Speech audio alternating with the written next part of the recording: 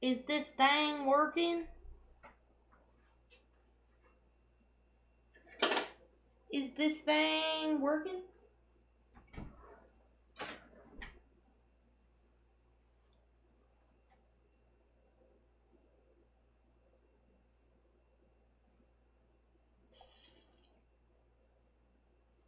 Is this thing working? So we're gonna be cooking some food.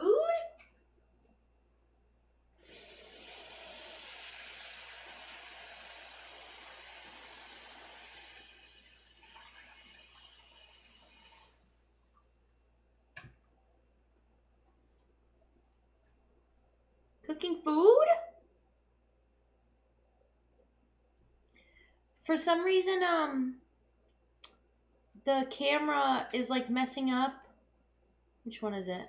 It's like it's like kind of laggy.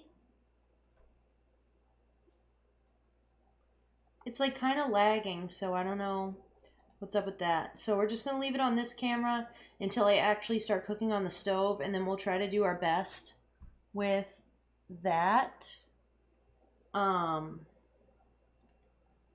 So yeah. Okay. So what we're going to be cooking is some shrimp, mussels. I have these already cooked potatoes that I'm just going to throw back in the oven. And then we're going to make some eel sauce, stir-fried baby corn. And we're also going to be reviewing the debate from last night because it was hilarious. It was a hilarious debate. Eel sauce. Yeah. So first what we're going to do is, so I already have the mussels in a ice water salt bath. So they're soaking in that. And then we're going to strain them, put them back in regular water to get all the salt water off. And we'll do that about 3 times. And simultaneously, I'm also going to be defrosting or thawing my frozen shrimp in some water. So that's the plan so far. And after I get the shrimp starting to defrost and the pan's out, that's when we'll start to review the debate. And I don't think that...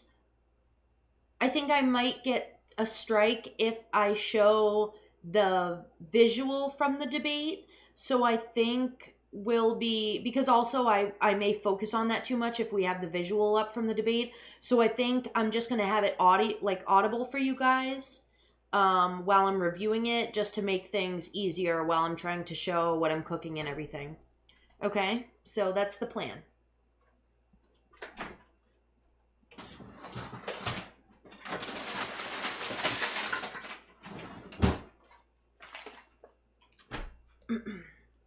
That's the plan, and that's what we're doing. So I have some jumbo raw shrimp without the tails and everything, and we're going to defrost these.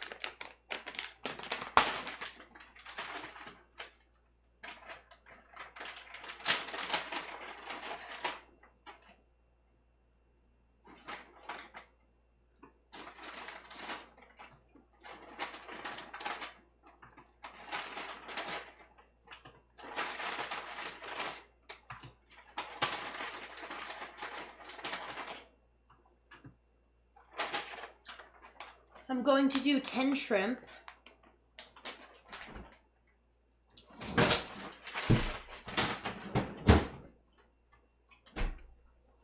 And I already told you guys about the potatoes, so we're going to leave those over here, and also the can of the baby corn.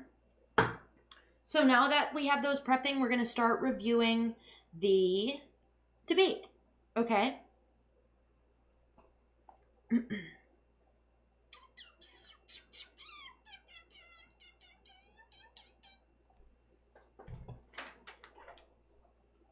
Let me make sure I have my audio all set up.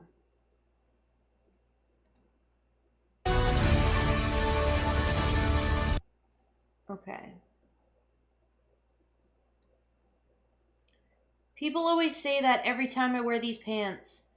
They are my workout pants, and I am not naked. They are pants. So, yes. Anyways, okay.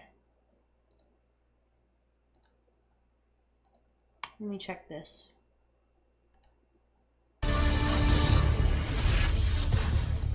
We're live from Georgia, a key battleground state in the race for the White House. In just moments, the current U.S. president will debate the former U.S. president as their party's presumptive. My headphones are slowly fucking dying. In American history. We want to welcome our viewers in the United States and around the world to our studios in Atlanta. This is the CNN presidential debate. This debate is being produced by CNN and is coming to you live on CNN, CNN International, CNN.com, CNN Max, and CNN Espanol. Espanol. This is a pivotal moment between President Joe Biden and former President Donald Trump in their rematch for the nation's highest office. Each will make his case to the American people with just over 4 months until Election Day. Bink, bink, bink. There is no studio audience tonight. Which is so stupid. It's so stupid that they didn't have an audience like the last time that they debated, because they know that it wouldn't look good if they were to have a studio audience. We'll say that. Props or contact with campaign staff are not permitted during the debate. By accepting our invitation to debate, both candidates and their campaigns agreed to accept these rules. Now, please welcome the 46th president of the United States, Joe Biden. Folks, how are you?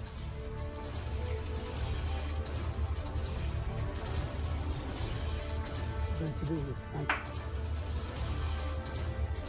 And please welcome the 45th president of the United States, Donald Trump.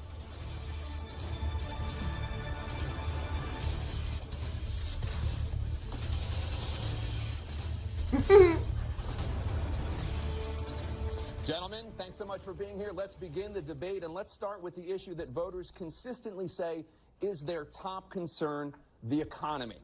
President Biden, inflation has slowed, but prices remain high. Since you took office, the price of essentials has increased. For example, a basket of groceries that cost $100 then now costs more than $120.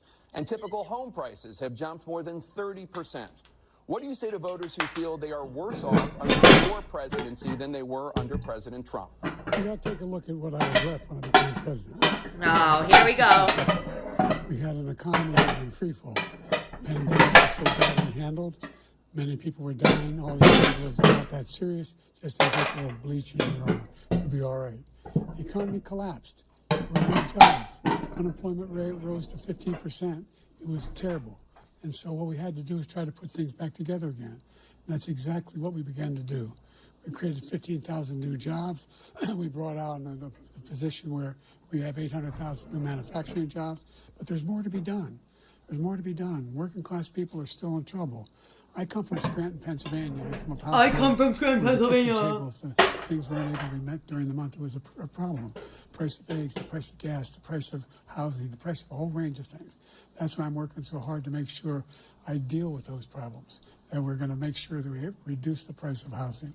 We're going to make sure we build 2 million new units.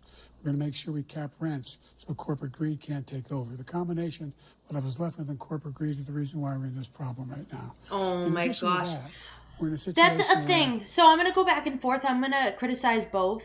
But that's the thing, is a lot of Biden's things that he tries to say, like when someone asks, oh, we have this problem. Why do we have this problem? Why aren't you fixing it? Well, we were left with such, a bad situation by the last president. That's not an excuse for why you haven't fixed those problems. You've had 4 years.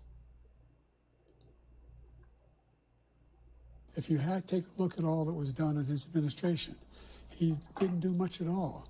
By the time he left, things were in chaos, literally chaos.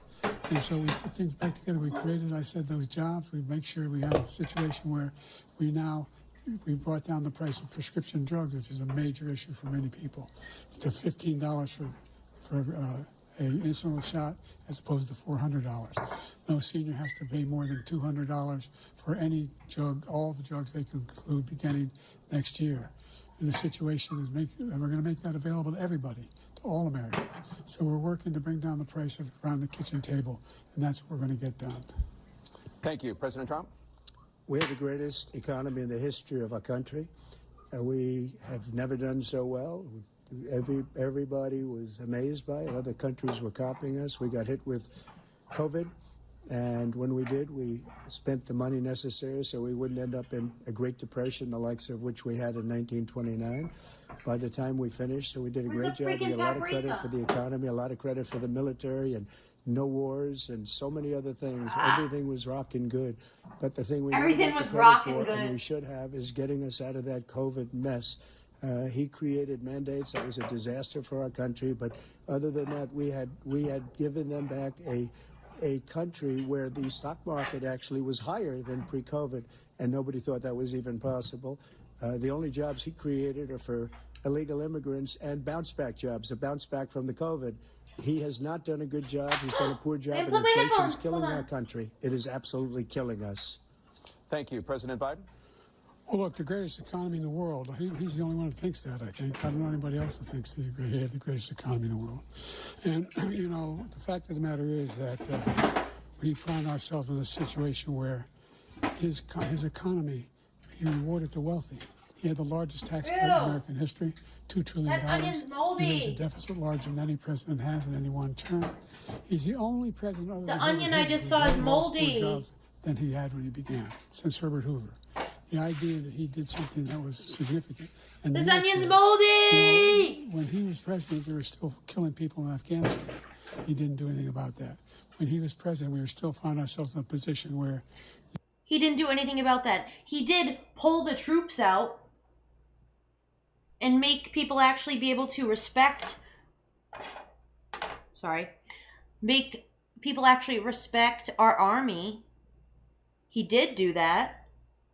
you had a notion that we were this safe country.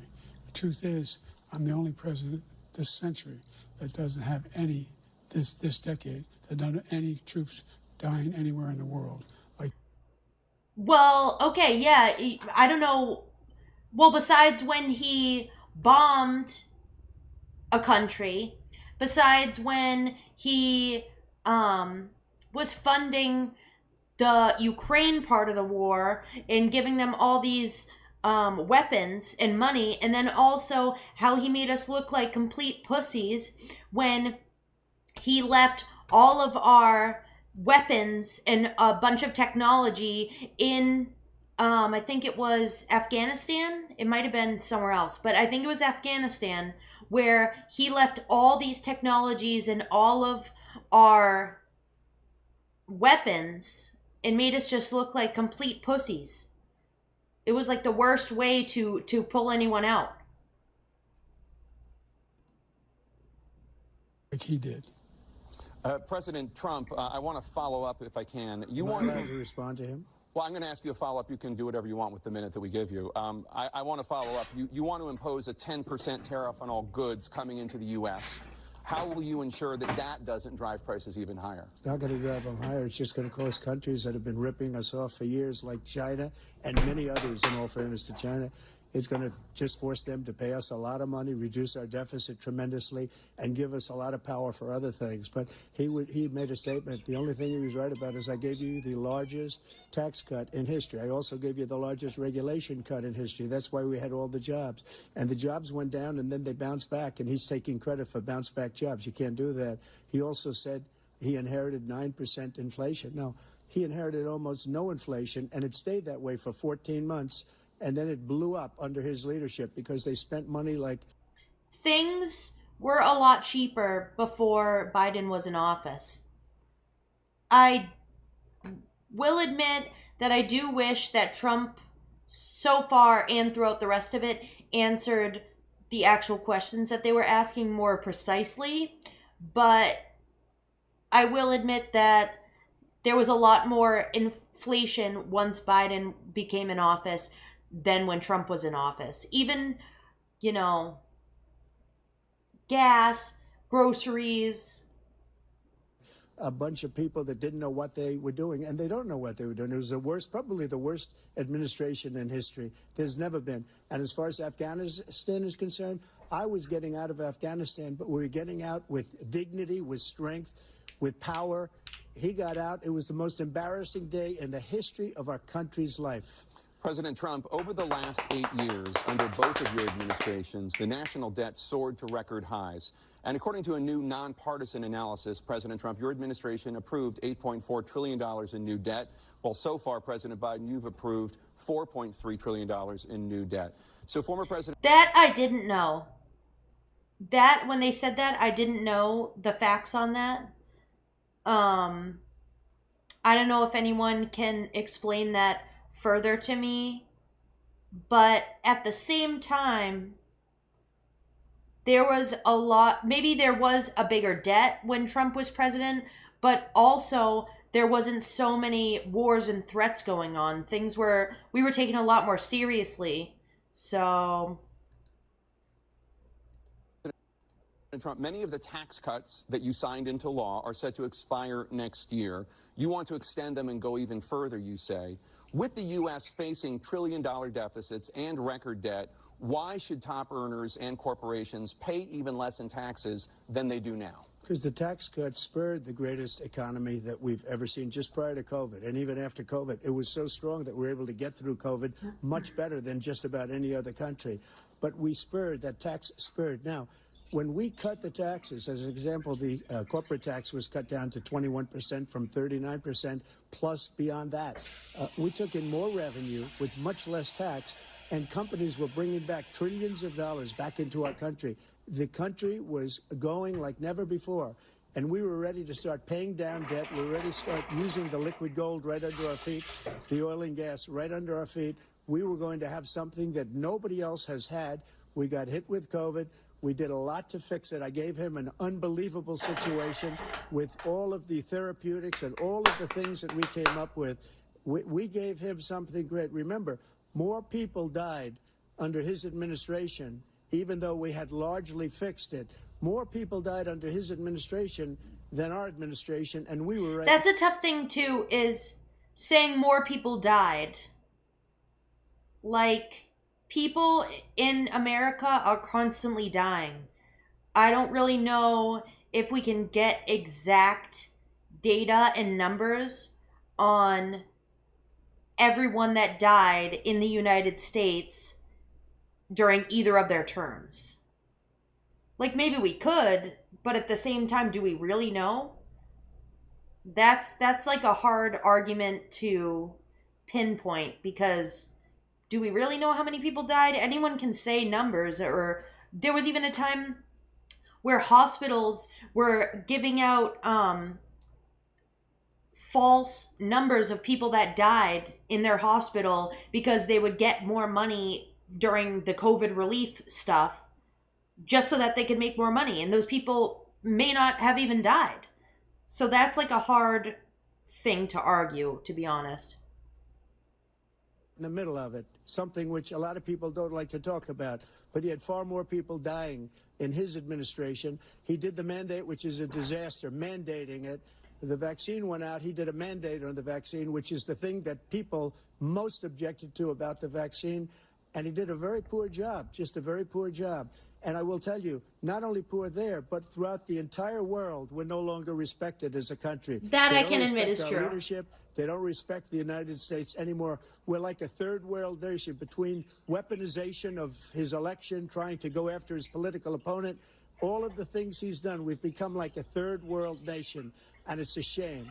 The damage he's done to our country. We're definitely not like a third world nation, but he allowed millions of people to come in here from prisons, jails, and mental institutions to come into our country and destroy our country. President Trump, we will get to immigration later in this block. President Biden, I want to give you an opportunity to respond to this question about the national debt. He had the largest national debt of any president in a 4-year period, number one. Number two, he got $2 trillion tax cut, benefited the very wealthy. what I'm going to do is fix the tax system. For I example, agree, we have Oxynox. 1,000 trillionaires in America. I mean, billionaires in America. Hi, Ballsack. And what's happening? They're in a situation where they, in fact, pay 8.2% in taxes. If they just paid 24%. Oh, I forgot to mention. I wanted to mention. Let me mention. The shirt that I am currently wearing, a very kind viewer, you know who you are, bought this for me off my wish list. And that is the shirt that I'm wearing today. So thank you to the human being who is a very good, awesome supporter that purchased this shirt for me that I'm wearing right now. 25%, either one of those numbers. They'd raise $500 million, billion dollars, I should say, in a 10-year period. That's another thing with Biden. There's multiple times where he's saying numbers that he has to correct himself on, which means he's just throwing things out there. You know? He's just like throwing out numbers, and then he's like, oh, wait, that's not the number that I'm supposed to be saying, and he has to correct himself. There was multiple instances. Wipe out his debt. We'd be able to help make sure that all those things we need to do, child care, elder care, making sure that we continue to strengthen our healthcare system, making sure that we're able to make every single solitary person eligible for what I've been able to do with the COVID. Excuse me, with dealing with everything we have to do with. Look, if we finally beat Medicare. Thank you, President Biden. President Trump? Well, he's right. He did beat Medicare. He beat it to death, and he's destroying Medicare because all of these people are coming in. They're putting them on Medicare. They're putting Oh, wait, them was on that the part? Social Wait, was Security. that the hilarious part? Hold on. I missed that because I was watching the chat. COVID, excuse me, with dealing with everything we have to do with. Look, if. Oh my God, what were those sounds? Hold on. We have to listen to that back. Wait a second. Hold on. That was one of the most hilarious parts of the whole thing. The very wealthy. What I'm going to do is fix the tax system. For example, we have 1,000 trillionaires in America. I mean, billionaires in America. And what's happening? They're in a situation where they, in fact, pay 8.2% in taxes. If they just paid 24%, 25%, either one of those numbers, they'd raise $500 million, billion dollars, I should say, in a 10-year period. It's second time messing up the numbers. We'd be able to wipe out his debt. We'd be able to help make sure that all those things we need to do, child care, elder care, making sure that we continue to strengthen our healthcare system, making sure that we're able to make every single solitary person eligible for what I've been able to do with the COVID. Excuse me, with dealing with everything we have to do with. Look, if we finally beat Medicare. Thank you, President Biden. President Trump? Well, he's right. He did beat Medicare. He beat it to death, and he's destroying Medicare because all of these people. Oh my gosh, he literally went. Oh my gosh. Oh my goodness. What was that? People are coming in. They're putting them on Medicare. They're putting them on Social Security. They're going to destroy Social Security. This man is going to single-handedly destroy Social Oh my Security. God. These millions and millions of people coming in, they're trying to put them on Social Security. He will wipe out Social Security. He will wipe out Medicare. So he was right in the way he finished that sentence. And it's a shame. What's happened to our country in the last 4 years is not to be believed. Foreign countries, I'm friends with a lot of people, they cannot believe what happened to the United States of America. We're no longer respected. They don't like us. So what I'm going to do for the shrimp specifically, we're going to cook it in this pot. Let me see if the camera's working now. Let me try. Okay, so in this pot, we're going to cook the shrimp.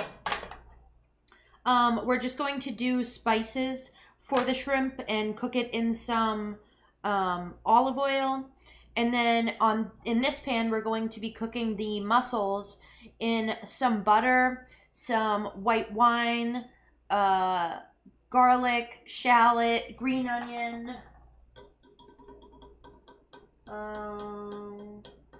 some lemon. And you can't see this pot over here, but in this pot we'll be stir frying some baby corn, a can of baby corn. I don't even know if I should do the potatoes. I just want to use them up because they're going to go bad eventually. So that's the plan so far. We're going to start cooking the mussels because they're going to take the longest. So what I'm going to do is add some butter to this pan and then start adding some spices and things like that. Okay? We give them everything they want, and they think we're stupid. They think we're very stupid people. What we're doing for other countries, and they do nothing for us. What this man has done is absolutely criminal. Thank you, President Trump. Tana? This is the first presidential election since the Supreme Court overturned Roe v. Wade. This morning, the court ruled on yet another abortion case, temporarily allowing emergency abortions to continue in Idaho, despite that state's restrictive ban.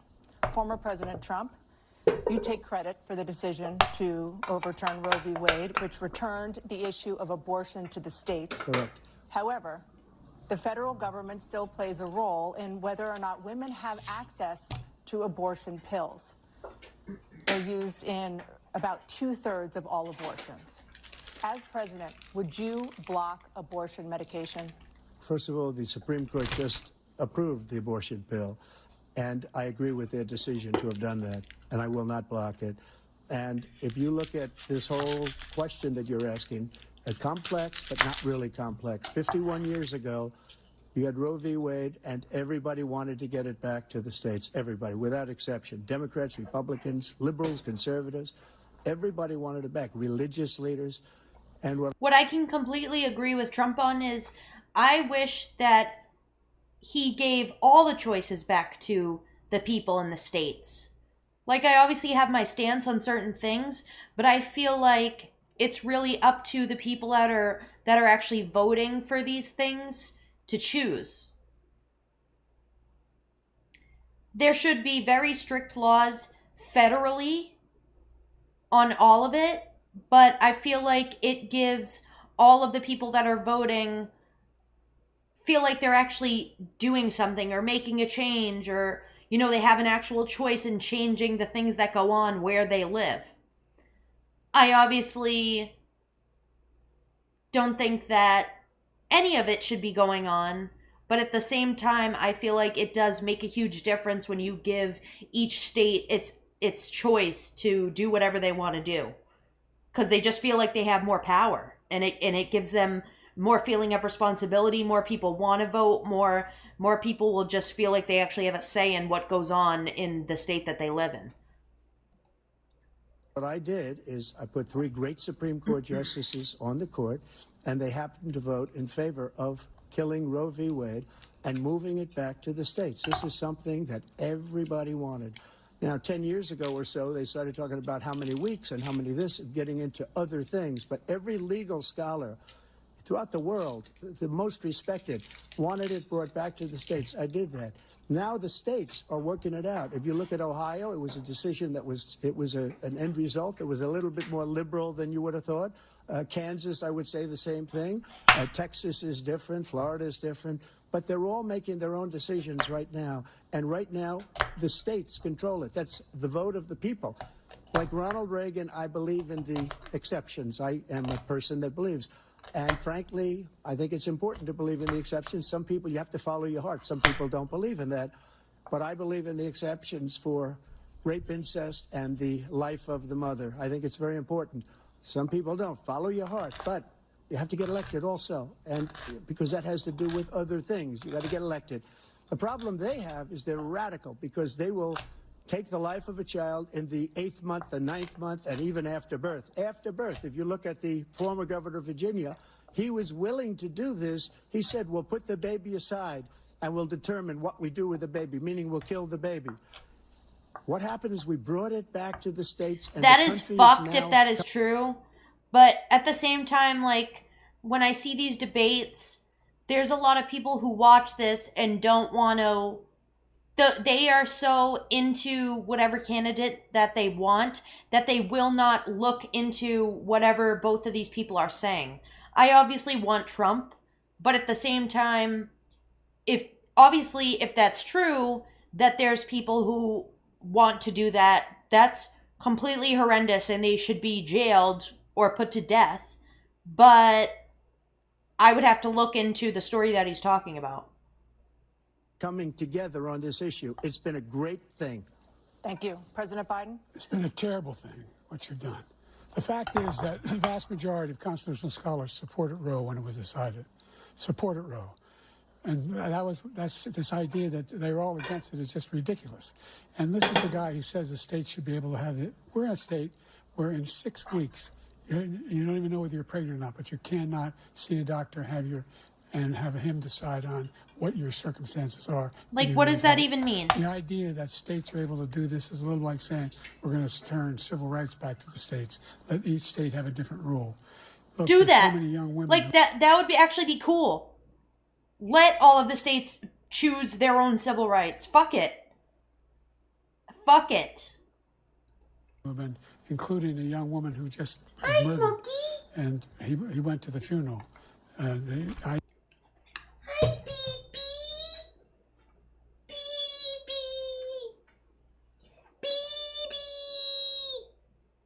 He's a baby.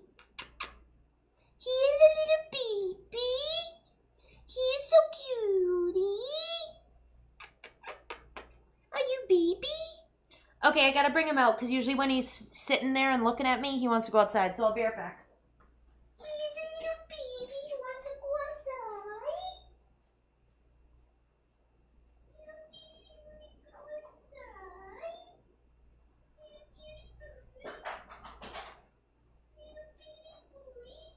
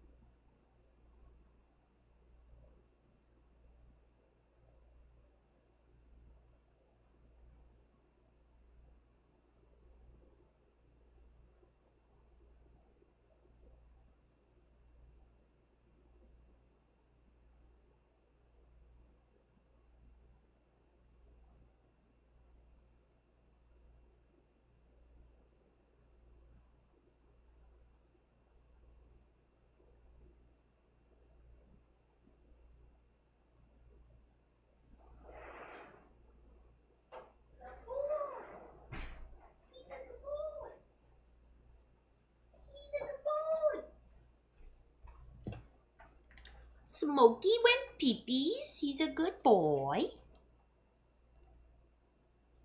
Idea that she was murdered by an immigrant coming in. They talk about that, but here's the deal: there's a lot of young women are being raped by their in-laws, by their spouses, brothers and sisters, it's just ridiculous, and they can do nothing about it. And they try to arrest them when they cross state lines. Thank you. There have been Thank many you. young women murdered by the same people he allows to come across our border. We have a border that's the most dangerous place anywhere in the world. Considered the most. What I can definitely agree with is that there has been so many more murders recently by illegal immigrants. There was recently a 13-year-old girl who was raped by 3 immigrants and murdered. Mind you, they at the Boston Logan Airport, they have migrants sleeping in the airport. They're letting them live there. There's multiple hotels near where I live that they're housing immigrants. You can't even stay in the hotel because they're letting immigrants stay there for free. Most dangerous place anywhere in the world. And he opened it up, and these killers are coming into our country, and they are raping and killing women. And it's a terrible thing. As far as the abortion is concerned, it is now back with the states. The states are voting. In many cases, it's frankly a very liberal decision. In many cases, it's the opposite. But they're voting, and it's bringing it back to the vote of the people, which is what everybody wanted, including the founders, if they knew about this issue, which frankly they didn't. But they would have. Everybody wanted brought back. Ronald Reagan wanted it brought back. He wasn't able to get it. Everybody wanted it brought back, and many presidents had tried to get it back. I was the one to do it. And again, this gives it the vote of the people, and that's where they wanted it. Every legal scholar wanted it that way. Staying on the topic of abortion, President Biden, 7 states, I'll let you do that. This is the same topic. 7 states have no legal restrictions on how far into a pregnancy a woman can obtain an abortion. Do you support any legal limits on how late a woman should be able to terminate a pregnancy? I support Roe v. Wade, which had 3 trimesters. The first time is between the woman and the doctor. Second time is between the doctor and an extreme situation. The third time is between the doctor, between the woman and the state. The idea that the politicians, that the founders wanted the politicians to be the one making decisions about a woman's health is ridiculous. That's the last. No politician should be making that decision. A doctor should be making those decisions. That's how it should be run. That's what you're going to do. And if I'm elected, I'm going to restore Roe v. Wade. So that means he can take the life of the baby in the 9th month and even after birth, because some states, Democrat run, take it after birth. Again, the former governor of Virginia, put the baby down, then we decide what to do with it. So he's willing to, as we say, rip the baby out of the womb in the 9th month and kill the baby. Nobody wants that to happen, Democrat or Republican. Nobody wants it to happen. That is simply not true. The Roe v. Wade does not provide for that. That's not the circumstance. Only if a woman's life is in danger, she's going to die. That's the only circumstance in which that can happen. But we are not for late-term abortion, period. Period, period. Under Roe v. Wade, you have late-term abortion. You can do whatever you want, depending on the state. You can do whatever you want. We don't think that's a good thing. We think it's a radical thing. We think the Democrats are the radicals, not the Republicans. For 51 years, that was the law. 51 years, constitutional scholarship said it was the right way to go. 51 years, and it was taken away because this guy put very conservative members on the Supreme Court. He takes credit for taking it away. What's he going to do? What's he going to do, in fact, if the MAGA Republicans, he gets elected, and the MAGA Republicans control the Congress, and they pass a universal ban on abortion, period, across the board at 6 weeks or 7 or 8 or 10 weeks, something very, very conservative. Is he going to sign that bill? I'll veto it. He'll sign it. Thank you. Let's turn now to the issue of immigration and border security. President Biden, a record number of migrants have illegally crossed the southern border on your watch. Yep. Overwhelming border states and overburdening cities such as New York and Chicago, and in And some Boston. cases causing real safety and security concerns. Massachusetts in Given general. that, why should voters trust you to solve this crisis? Because we worked very hard to get a bipartisan agreement that not only changed all of that, made sure that we are in a situation where you had no circumstance where they could come across the border with the number of border police there are now. We significantly increased the number of Not true. asylum officers. Significantly. By You're the way, letting the them Border live Patrol everywhere. endorsed my position. In addition to that, we found ourselves in a situation where, when he was president, he was separating babies from their Oh mother my in cages, gosh. making sure the families were separated. He wasn't separating them. The parents were sending strangers with their baby. They were trying to get their babies across the border to the United States so that, they would have a better life or whatever the case may be. A lot of the times, they were letting strangers take these babies. So Trump was taking the babies and sending them back. He wasn't separating them. He was putting the babies back to wherever their parents had sent them from. So he was technically reuniting these children with their parents instead of having them come over the border with strangers that they didn't know. That's not the right way to go. What I've done since I've changed the law, what's happened? I've changed it in a way that now you're in a situation where there are 40% fewer people coming across the border illegally. That's better than when he left office. Oh my I'm gonna gosh. Continue to move until we get the total ban on the total initiative relative to what we can do with more border patrol and more asylum officers. President Trump? I really don't know what he said at the end of that. I don't think he knows what he said either. Look, we had the safest border in the history of our country. The border, all he had to do was leave it. All he had to do was leave it. He decided to open up our border, open up our country to people that are from prisons, people that are from mental institutions, insane asylum. And I will admit, though, obviously not every single immigrant that comes over the border is a bad person. There's give and take. There's obviously people who come over the border illegally that just are a good person and want to have a good life and don't want to be wherever they are living beforehand. But at the same time, if you let just anyone cross and you have no viable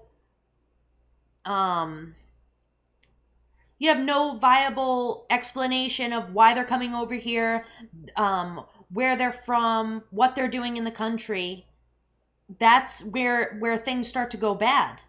There's obviously some people that probably aren't going to do anything.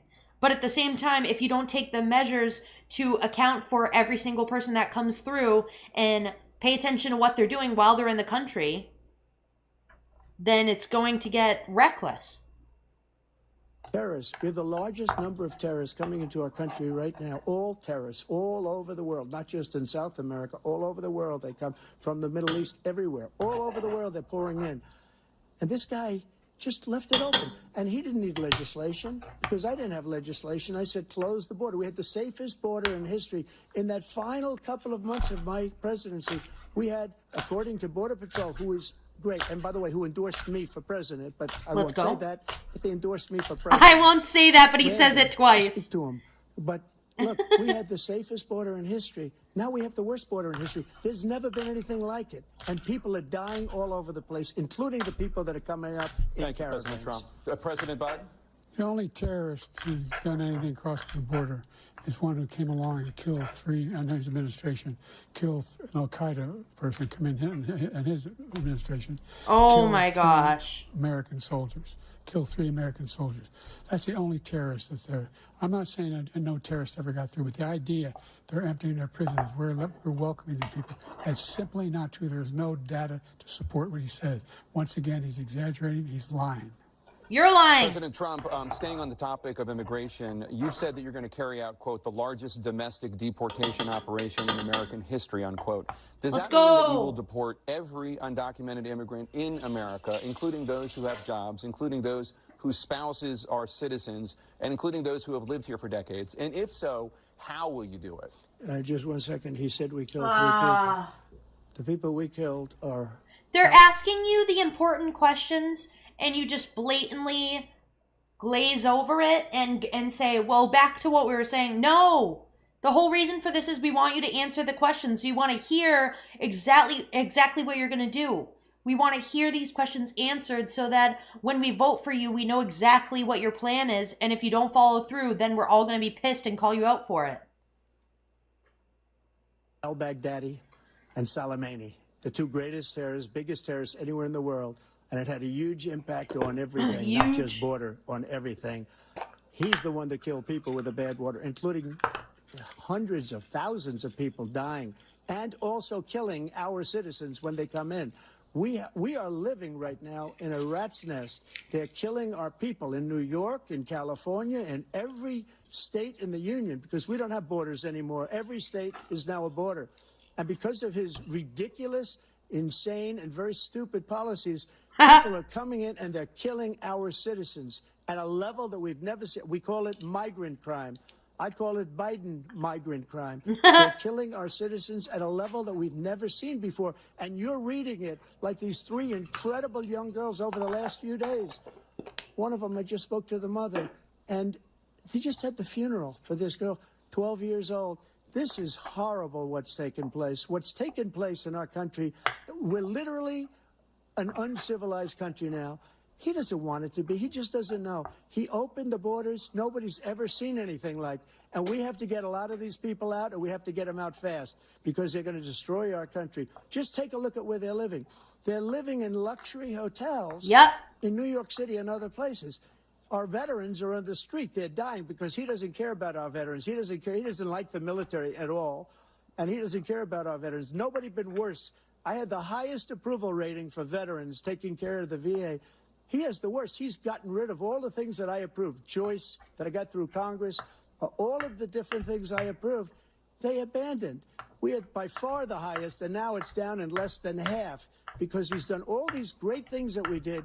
And I think he did it just because I approved it. Out of spite. Out of spite. But he has killed so many people at our border by allowing all of these people to come in.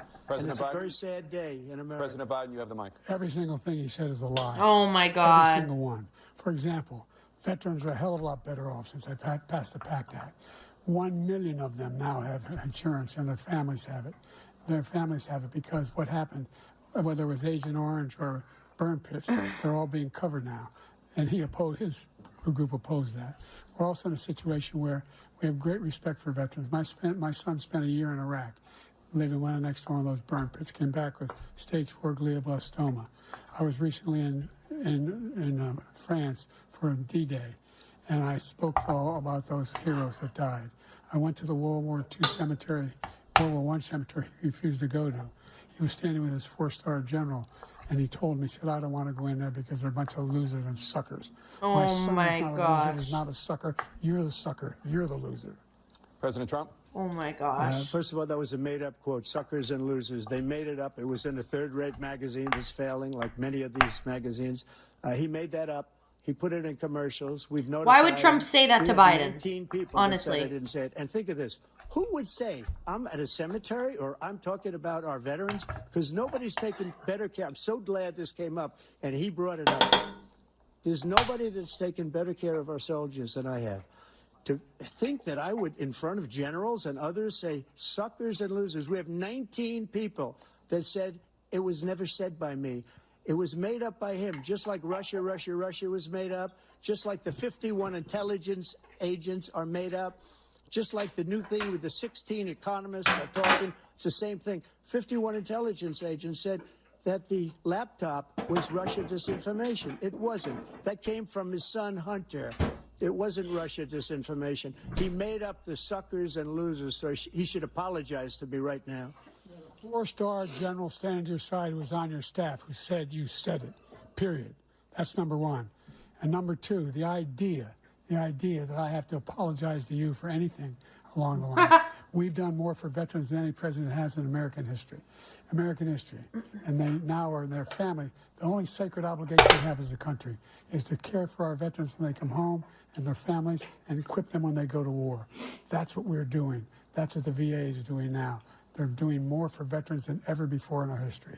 All right, thank you so much. Let's move to the topic of foreign policy. I want to begin with Russia's war against Ukraine. That's so silly about the person saying that I'm super young looking. Thank you so much. I hear this often. I also hear the opposite. But thank you for keeping the dream alive that I appear to be very young. I appreciate that. Ukraine, which is now in its third year. Yes, Femboy, I'm about to caramelize these shallots, green onion, and garlic before I put the mussels into here to cook. And then once they are in there, I will be spicing them, adding lemon and some white wine. That is the plan.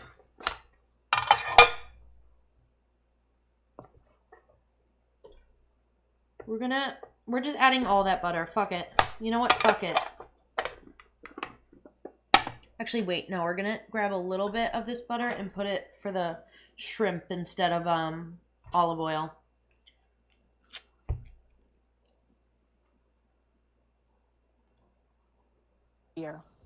Former President Trump, Russian President Vladimir Putin says he'll only end this war if Russia keeps the Ukrainian territory it has already claimed and Ukraine abandons its bid to join NATO.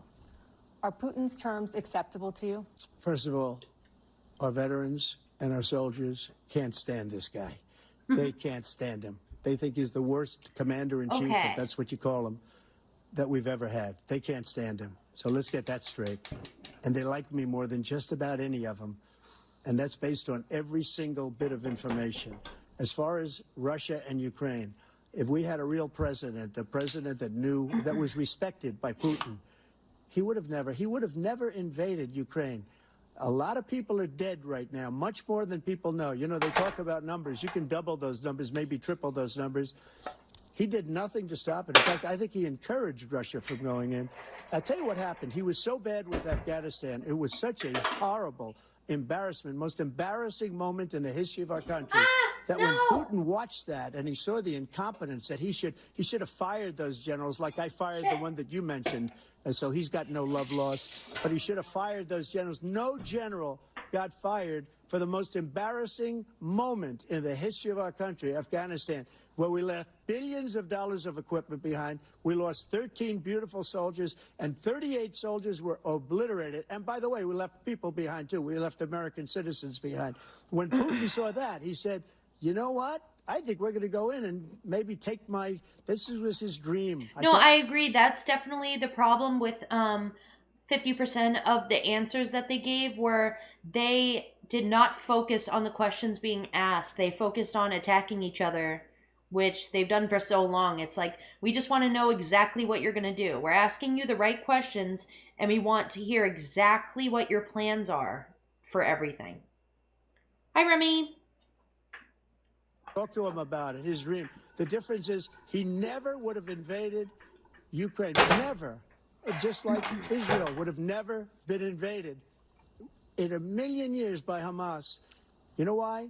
Because Iran was broke with me. I wouldn't let anybody do business with them. They ran out of money. They were broke. They had no money for Hamas. They had no money for anything. No money for terror. That's why you had no terror at all during my administration. This place, the whole world is blowing up under him. President Biden? I've never heard so much malarkey in my whole life. Oh my gosh, don't bring out the word malarkey, Let's take the bruh. last point first. Don't say Iran freaking attacked malarkey. American troops, caused brain damage for a number of these troops, and he did nothing about it. Recently, not when he was president. They attacked. He said they're just having headaches. That's all it is. He didn't do a thing when the attack took place, number one. Number two, we got over 100,000 Americans and others out of Afghanistan during that era. Number three, we found ourselves in a situation where, if you take a look at what Trump did in Ukraine, this guy told Trump, do whatever you want. Malarkey. You want. Freaking malarkey. And that's exactly what Trump did to Putin, encourage him, do whatever you want. And he went in. And listen to what he said when he went in. He was going to take Kyiv in 5 days, remember? Because it's part of the old Soviet Union. That's what he wanted to reestablish, Kyiv. And he, in fact, didn't do it at all. He wasn't able to get it done. And they've lost thousands and thousands of troops, 500,000 troops. President Trump, I if never come back said to you that. for 1 minute, I just want to go back to my original question, which is, are Putin's terms acceptable to you? Keeping the No, they're territory not in Ukraine? acceptable. No, they're not acceptable. But look, this is a war that never should have started. If we had a leader Wait, in this what? war, he let everybody. Remy gifted subs? Wait. Hold on. Let me go to Twitch.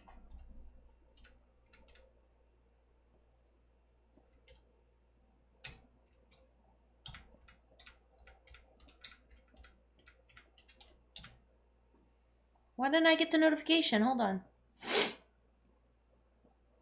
Hold the phone. Hold the phone.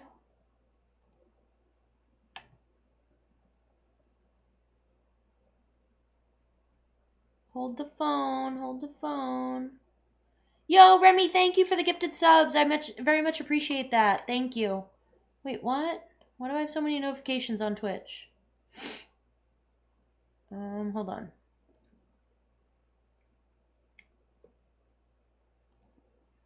Gotta check the notifications. Alrighty, there we go. Okay. Thank you, Remy. Along.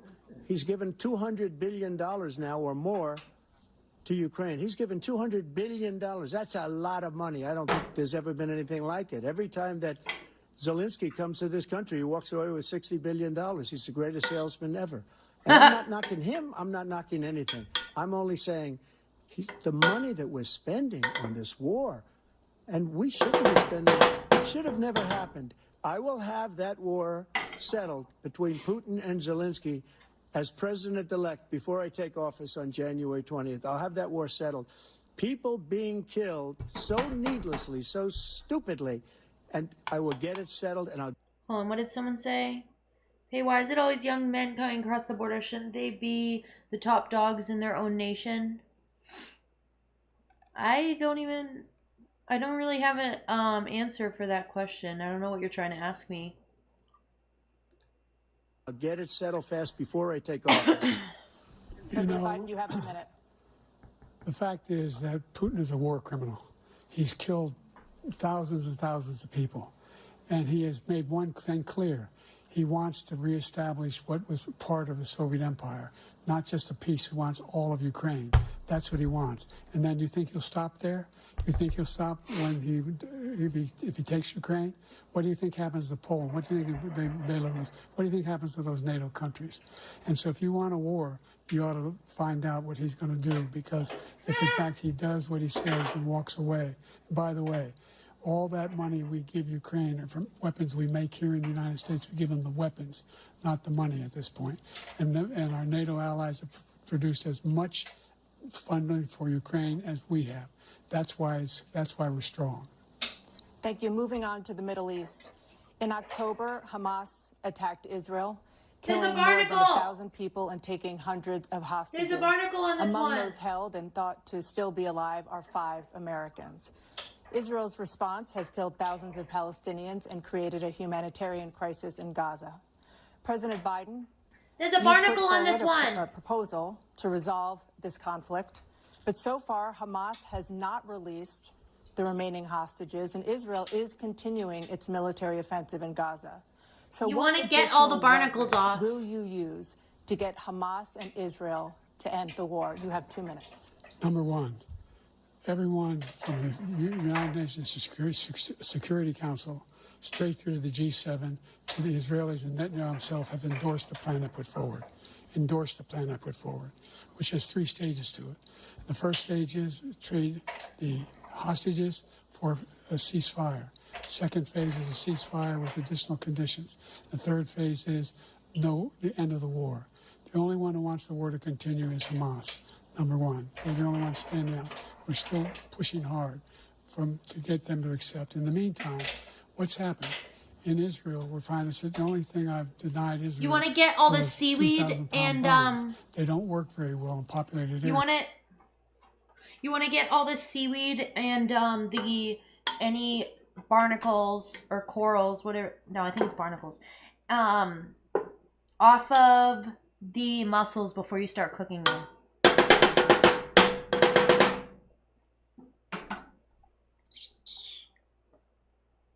They kill a lot of innocent people. We're providing Israel with all the weapons they need and when they need them. And by the way, I'm the guy that organized the world against Iran when they had a full-blown intercontinental ballistic missile attack on Israel. No one was hurt. No one. We're adding a Israeli little was bit of ginger accidentally beer. killed. And it just stopped. We saved Israel. We are the biggest producer of support for Israel of anyone in the world. And so they're two different things.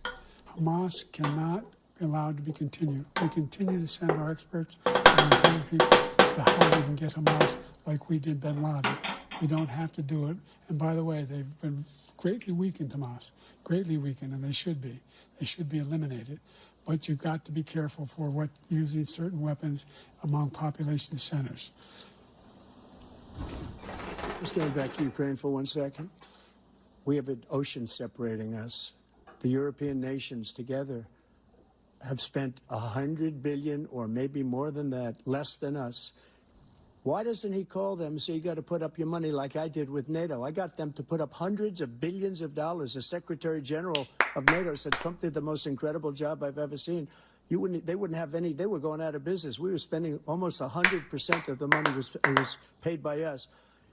He didn't do that. He's getting all, you got to ask these people. I think the brand is, oh, what's her name?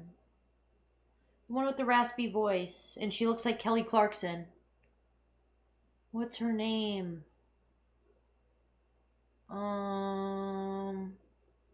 She looks like Kelly Clarkson. Rachel Ray. I think it's Rachel Ray's pot set.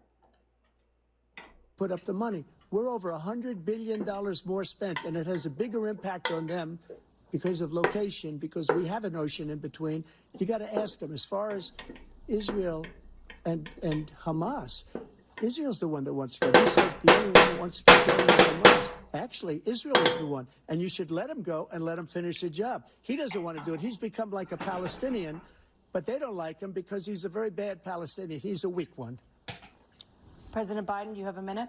I've never heard so much foolishness. This is a guy who wants to get out of NATO. You're going to stay in NATO? He's going to pull out of NATO. The idea that we have, our strength lies in our alliances as well. It may be a big ocean, but I'm going to cover this up so we don't lose any of the liquid while we saute these. What happens if, in fact, you have Putin continuing to go into NATO? We have an Article 5 agreement. Attack on one is attack on all. You want to start the nuclear war he keeps talking about, go ahead. Let Putin go in and control Ukraine and then move on to Poland. It's cooking, you silly person. Look it. It's bubbling, you silly. You can't cook it too high because then it'll burn. You want the vegetables to sweat, not to burn. So I have it on like about medium, just about medium. In other places. See what happens then. He has no idea what the hell he's talking about. And by the way, I got 50 other nations around the world to support Ukraine, including Japan and South Korea, because they understand that this kind of dislocation has a serious threat to the whole world peace. No major war in Europe has ever been able to be contained. World peace? You are trying to work towards world peace? To Europe. President Trump, just to follow up. Stop. Would you support the creation of an independent Palestinian state in order to achieve peace in the region? I'd have to see, but before we do that... Oh my gosh! We're giving you the freaking questions that we want answered, and you guys are just going back and forth with each other. Oh, let me go after him. I need to say no. I disagree. We know you all disagree.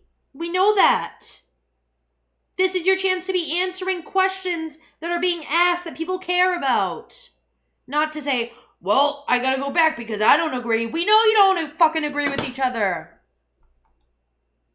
The problem we have is that we spend all the money.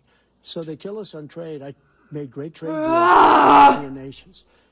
Because if you add them up, they're about the same size economically Their economy is about the same size as the United States. And they were no cars, no, they don't want anything that we have. But we're supposed to take their cars, their food, their everything, their agriculture. I changed that. But the big thing I changed is they don't want to pay. And the only reason that he can play games with NATO is because I got them to put up hundreds of billions of dollars. I said, and he's right about this, I said, no, I'm not going to support NATO if you don't pay. He asked me that question, would you guard us against Russia, at a very secret meeting of the 28 states at that time, nations at that time. And I said, no, if you don't pay, I won't do that. And you know what happened?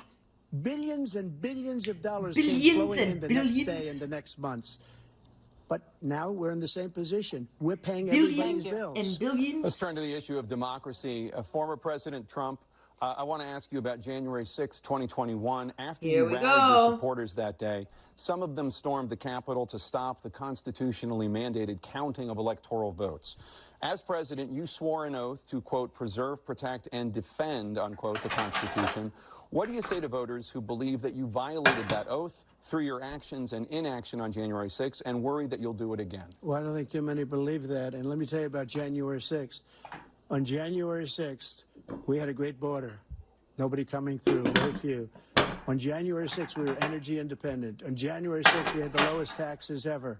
We had the lowest regulations ever. On January 6th, we were respected all over the world. All over the world, we were respected. And then he comes in, and we're now laughed at. We're like a bunch of stupid people. What happened to the United States? We're like a bunch of stupid people, this guys. man's leadership is horrible, including weaponization, which I'm sure at some point you'll be talking about, where he goes after his political opponent because he can't beat him fair and square. You have 80 seconds left. My question was, what do you say to those voters who believe that you violated your constitutional oath through your actions and inaction on January 6, 2021, and worry that you'll do it again? Well, I didn't say that to anybody. I said peacefully and patriotically. And Nancy Pelosi, if you just watched the news from 2 days ago, on tape to her daughter, who's a documentary filmmaker, they say. Oh my gosh, what did he just say? No, it's my responsibility. I was responsible for this because I offered her 10,000 soldiers or National Guard, and she turned them down. And the mayor in writing, by the way, the mayor, in writing, turned it down, the mayor of D.C. They turned it down. I offered 10,000 because I could see, I had virtually nothing to do. They asked me to go make a speech. I could see what was happening. Everybody was saying they're going to be there on January 6th. They're going to be there. And I said, you know what? There's a lot of people coming. You could feel it. You could feel it too, and you could feel it. And I said, they ought to have some National Guard or whatever. And I offered it to her. And she now admits that she turned it down. And it was the same day she was, I don't know, she can't be very happy with her daughter because it made her into a liar. She said, I take full responsibility for January 6th. President Biden? Look, he encouraged those folks to go up on Capitol Hill, number one. Oh my I gosh. sat in the dining room off the Oval Office. He sat there for 3 hours watching, begging, being begged by his vice president and a number of his colleagues on the Republican side as well to do something, to call for a stop, to end it.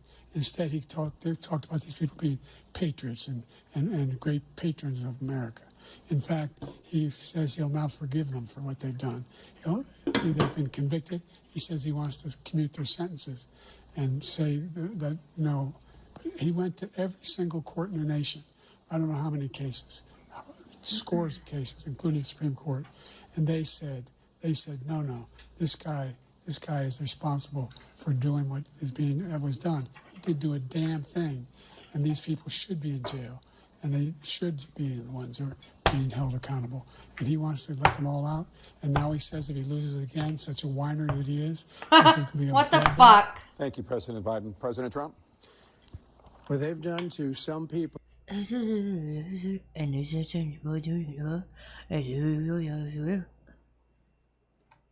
are so innocent, you ought to be ashamed of yourself. What you have done, how you've destroyed the lives of so many people. When they ripped down Portland, when they ripped down many other cities, you go to Minnesota. No, that's the truth, though. That there was so many riots when Biden was president.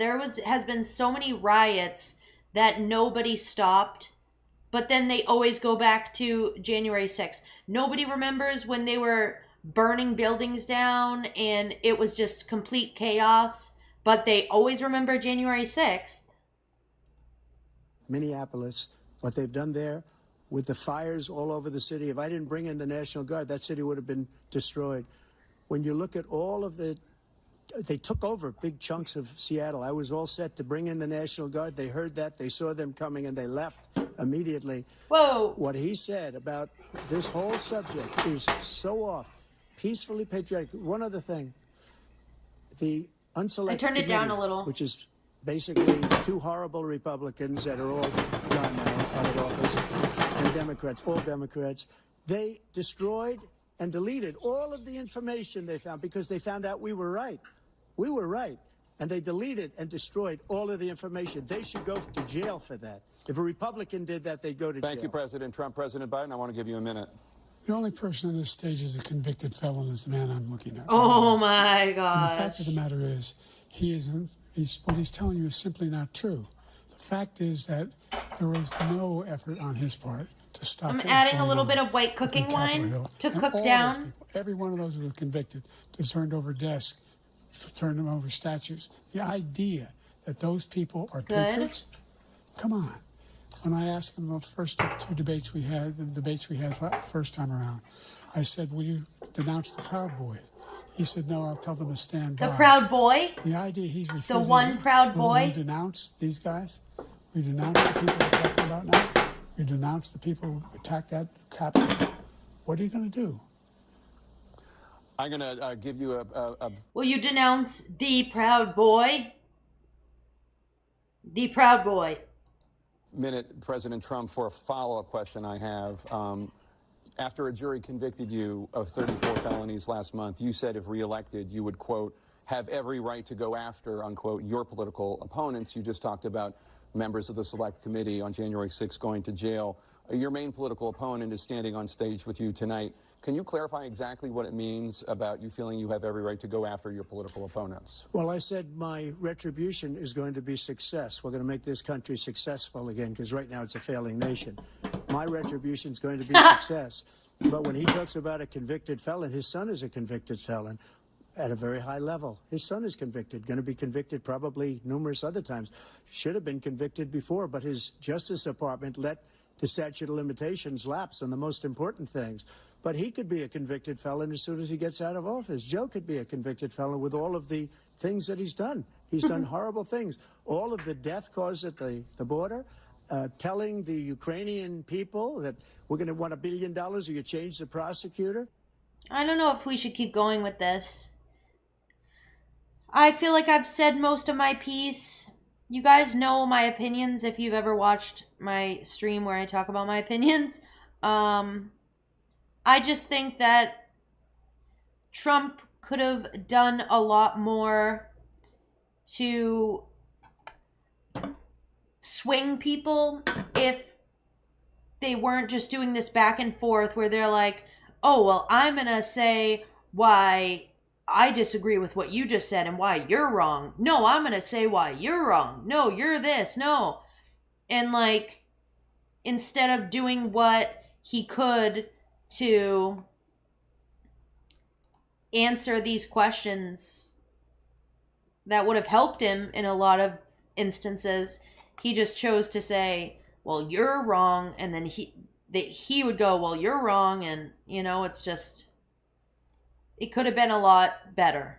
So, okay. So I think we're going to stop watching this. You know, it was good for a while, but we know if you watch the rest of it, there was like another 45 minutes of them just going, no, you're wrong. You're wrong.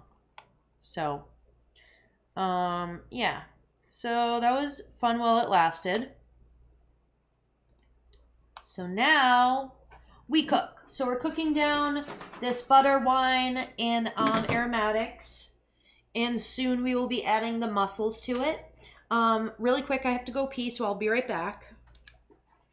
I will be right back.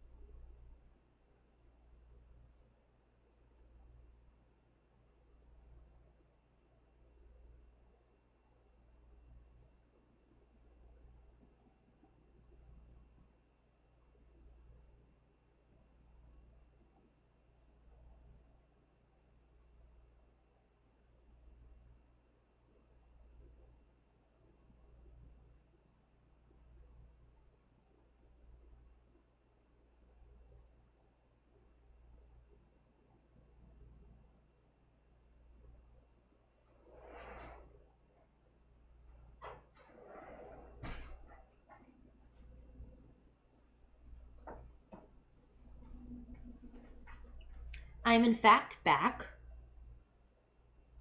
Okay, so this is looking good. We're going to add the mussels to this now.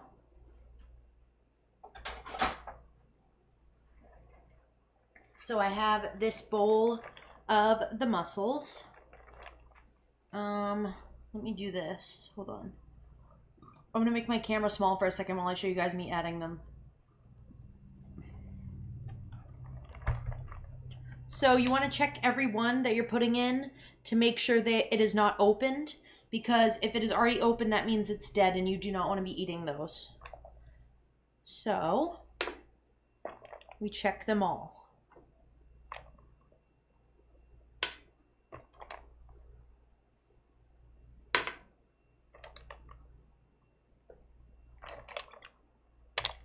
I dropped it.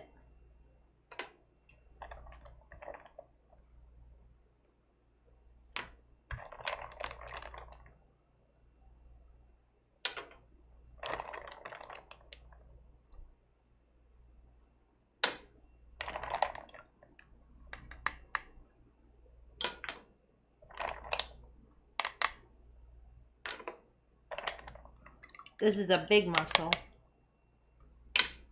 Oh! Ew, hold on. I thought I rinsed these enough. This water's still murky. The rest I'm gonna rinse again. Give me a second. The water's murky!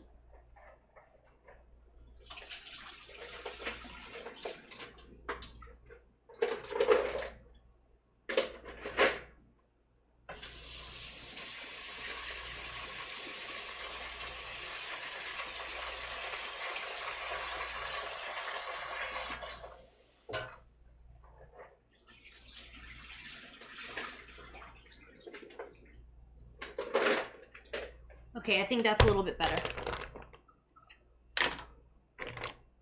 And my trick with the mussels is I don't season them until they're already starting to open, because they will just taste nothing like the spices. If you put in the spices now, it'll just be on the shell, and you're technically kind of wasting the spices. So that's just my personal opinion. So this is 2 pounds of mussels.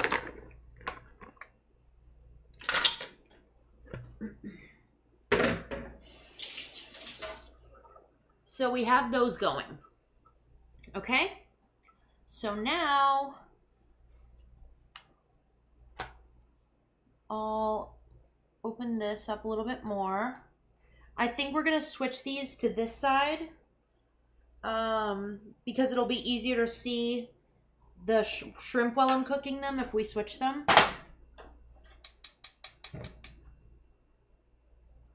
So I'm putting this back to medium. I'm going to cover them back up until they start to open more. And then we're going to put this here. And we're going to start melting that butter to put the shrimp into. And I'm going to fix this. Or I'm going to try at least. I have to fix it. Hold on.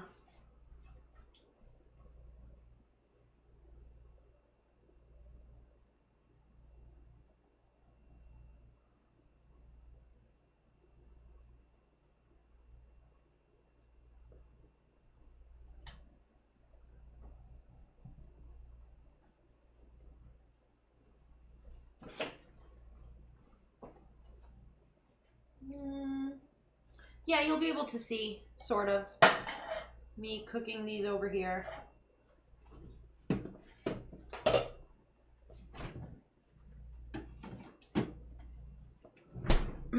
Okay, so we are going to be melting that butter, and then in this pan, we're going to take some vegetable oil. We're going to stir fry this can of baby corn and then the rest of the tomatoes that I have as like the vegetable dish. So that is the plan.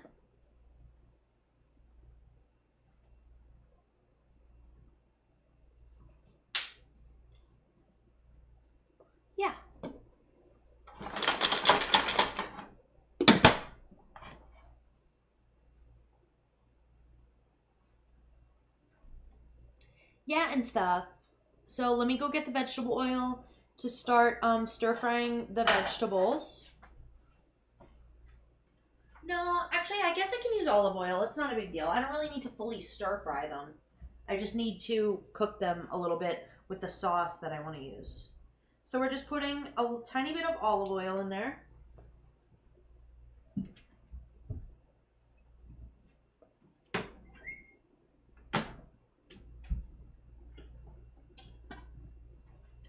And so the spices for the shrimp I'm going to use are paprika, Lowry's seasoned salt. I was going to use this, but I changed my mind. Onion powder, fresh ground black pepper, and salt. And then for the mussels, I'm going to use onion powder, black pepper, lemon pepper, crushed red pepper, and sea salt. So that is the plan. That is the plan. I guess you can't really see this pan, but that's fine. Okay, so the butter is just about melted.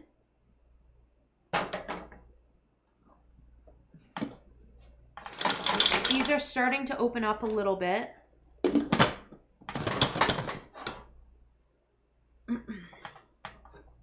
So the back one I'm going to put on 4. And then this pan that you can't actually fucking see because I didn't put it in the right spot. Ah. No. Go this way. No, it's not working. That's the best I can do. But now, darn it. We're just going to focus on these 2 pans. Who cares about the other one? Yeah.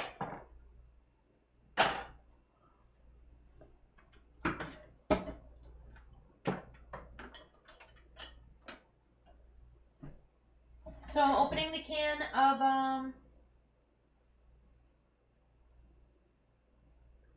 the baby corn.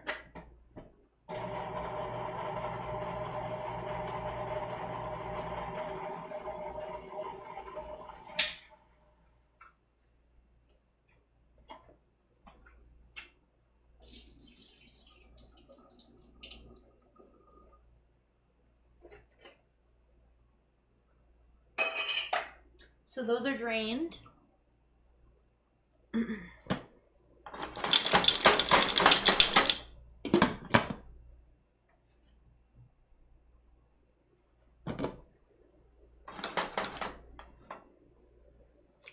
These are starting to open a little bit.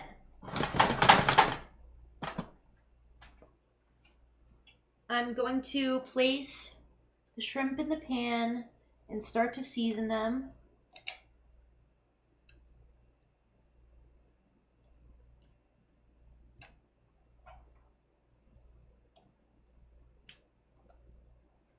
And I'm just going to season them on one side because sometimes they can be too seasoned, like over seasoned, and it's just, it takes away from the shrimp flavor.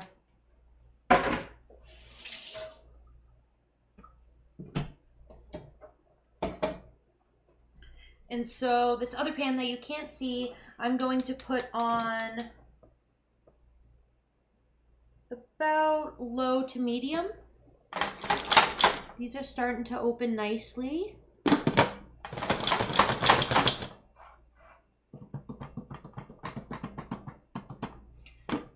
For now, I'm just going to add some Mediterranean sea salt to the mussels.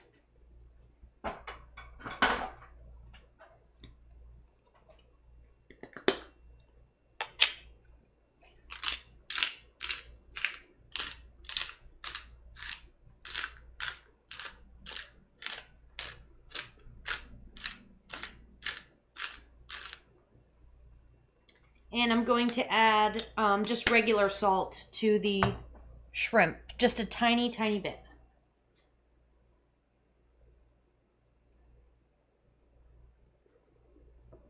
That's good. So these mussels, we're going to try to stir to get the salt evenly distributed.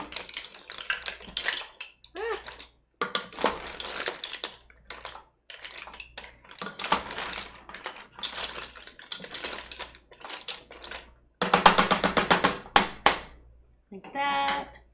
I'm also going to start adding the other spices to these lovely mussels and this lovely shrimp.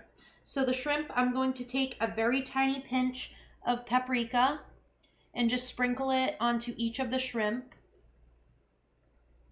People mistake paprika for being spicy, but it is not. It just adds a smoky flavor without the heat of an actual spice. And it just adds some good color to whatever you're putting it on. So we added the paprika. I'm actually going to just throw a tiny bit of paprika in with the mussels also. Just like that.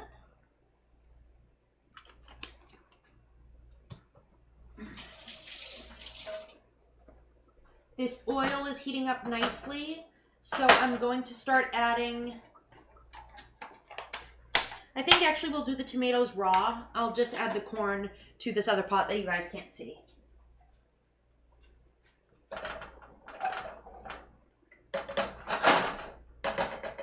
Just like that.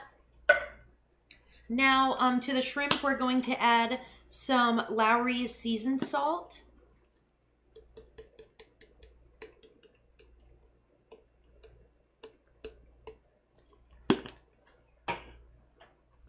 And to both, we're going to be adding some fresh ground black pepper.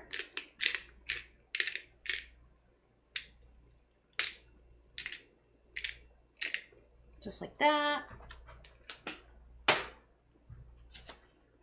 To both, we're adding some onion powder.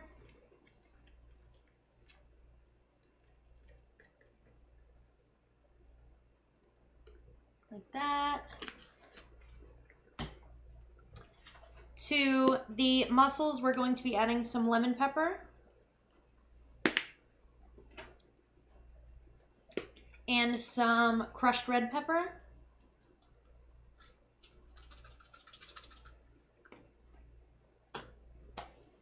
And I wish I had garlic salt, but unfortunately I do not. And then the last thing we're going to add to the mussels is a squeezed lemon.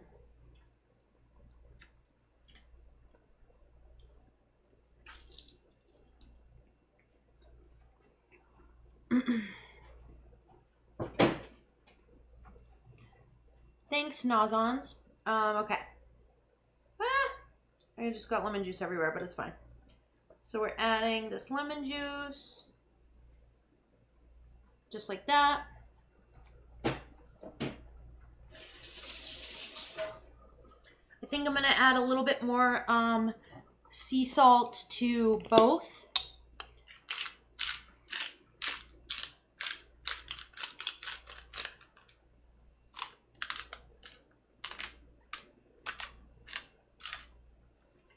So now I'm going to stir all the seasonings into these mussels while they're finishing off cooking.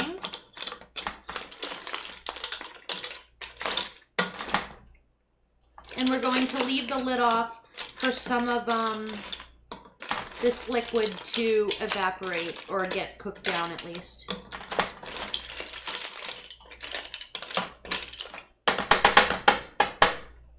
And then the shrimp, we're just going to flip each shrimp. We don't want them overcooked or undercooked, obviously, but you can actually eat shrimp raw if you really want to, but we're cooking up this baby corn.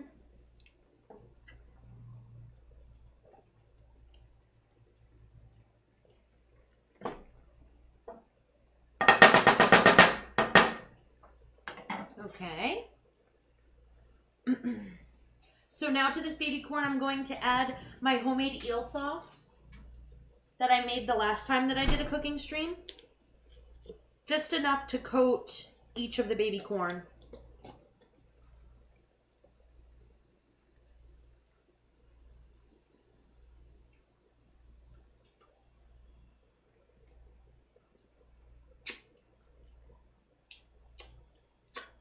Perfect.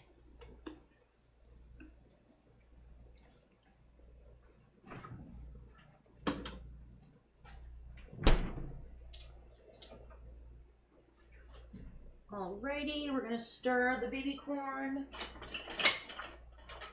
with just a wooden spoon, and we're gonna keep cooking up these baby corns with the lid on till they're heated up. So everything is almost done now. Yeah. Just trying to make sure all of these have opened. Looks like they're all open pretty much.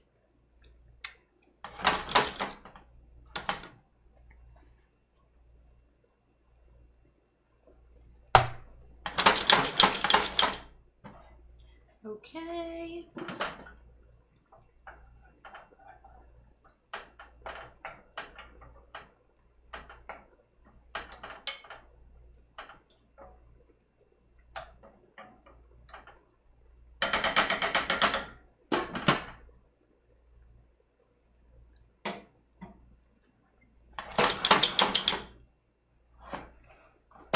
The shrimp I'm going to shut off because we don't want to overcook them. I am going to try one of them. Ooh, just kidding, they're too hot.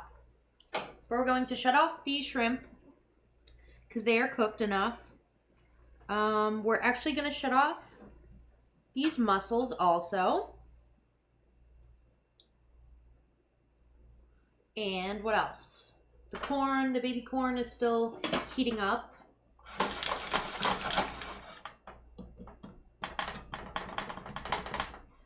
Yeah.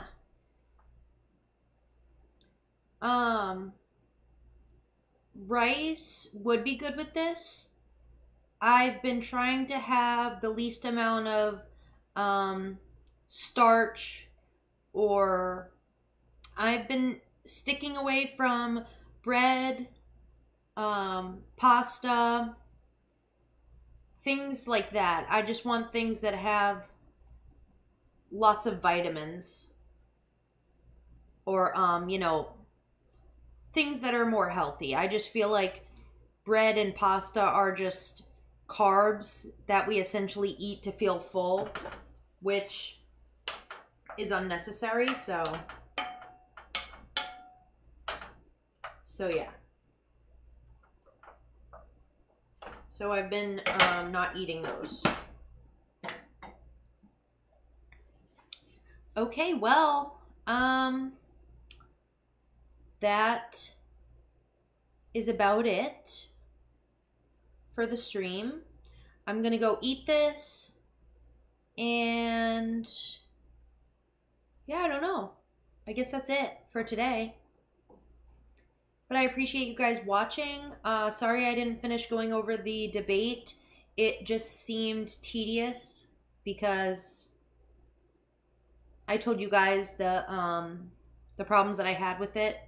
So yeah, that's about it. I'm gonna go eat this, and I hope you all have a great night, and thank you for watching.